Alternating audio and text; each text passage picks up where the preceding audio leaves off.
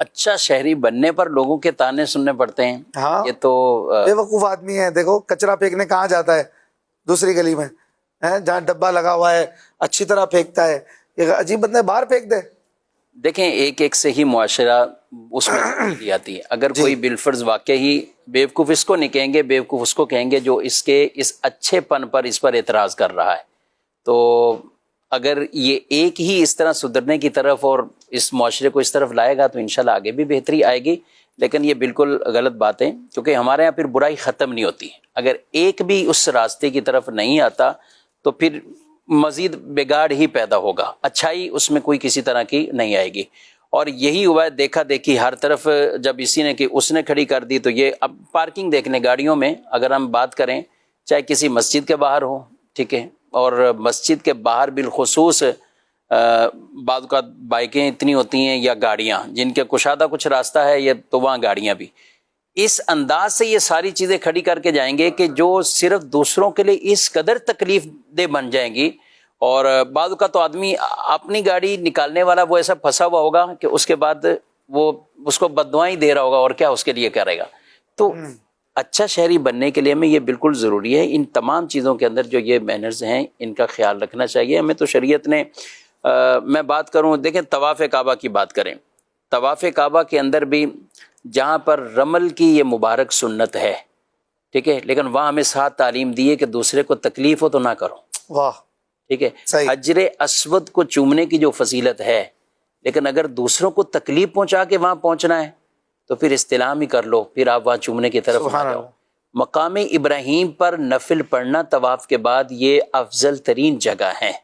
لیکن اگر دوسروں کے راستے میں رکاوٹ بنو گے، اگر یہاں تکلیف کا ہے تو پھر آپ یہ کام کہیں اور حرم میں پڑھ لو، پھر آپ حرم شریف میں کہیں اور جتنا ہو سکے اس کے قرب میں جائیں. پھر جی جی. یعنی اگر اس طرح کی مثالیں ہم دینی طور پر بھی اگر تلاش کرتے ہیں نا، بھی مسجدوں میں رش لگے ہوتے ہیں ماشاءاللہ، مسجدوں میں نمازی آتے ہیں، لیکن یہاں پہ بھی آپ دیکھیں جمعۃ المبارک ہے، اب کوئی آدمی پہلے سے بیٹھے ہوئے ہیں، ٹھیک ٹھاک بیان سن رہے ہیں، سب کچھ ہے، پھر بطور خاص خطبہ جب شروع ہو جاتا ہے، لیکن ایک تعداد ہے یا کہیں بہت کم تعداد ایسے بھی لوگوں کی ہے کہ پھر وہ ایک دوسرے کے کندھے پھلانگ کے ان کو پہلی صف حاصل کرنی یا دوسری صف میں بیٹھنا ہے. وہ کوئی خیال نہیں کریں گے کہ میرے پاؤں سے کتنوں کو ٹھوکر لگ رہی ہے، کتنوں کو یہ تکلیف پہنچ رہی ہے.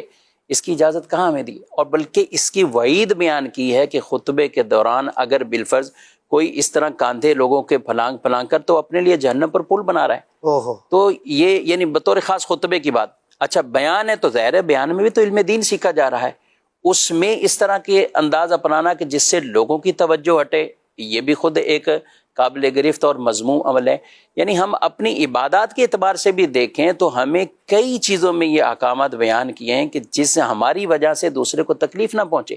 امام نے نماز پڑھانی، لیکن امام نے نماز پڑھانی، رسول اللہ صلی اللہ علیہ وسلم نے وہاں امام کے لیے بھی یہ احکامات بیان فرمائے. اتنی تلاوت کرنا، اتنی طویل قرات کرنا کہ جو لوگوں کے لیے مشقت کا باعث بن جائے. تو کیا فرمایا ان کو؟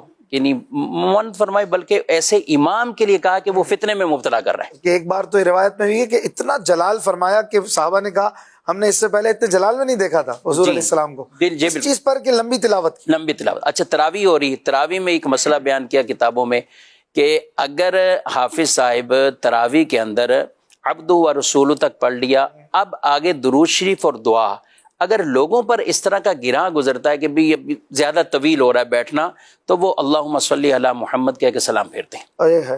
یعنی اس میں بھی یہاں پہ بھی یہ کہا کہ تراویح ظاہر 20 رکعتیں پڑھنی، اتنے لوگ ہیں، لیکن لوگوں پر گراں گزر رہا ہے تو وہ درود شریف یہ بالکل مختصر پڑھے اور سلام پھیرتے ہیں. تو اس طرح کے احکامات میں بھی میں غور کر رہا تھا کہ اگر ہم دیکھتے جائیں تو حج سے لے کر ہمیں نمازوں اور دیگر ایسے کئی معاملات ہیں کہ جہاں پہ لوگوں کی ان چیزوں کی رعایت رکھنا بہت اہم ضروری، کہ کسی کو تکلیف بھی نہ پہنچے اور کسی کی دل آزاری کا سامان بھی نہ ہو.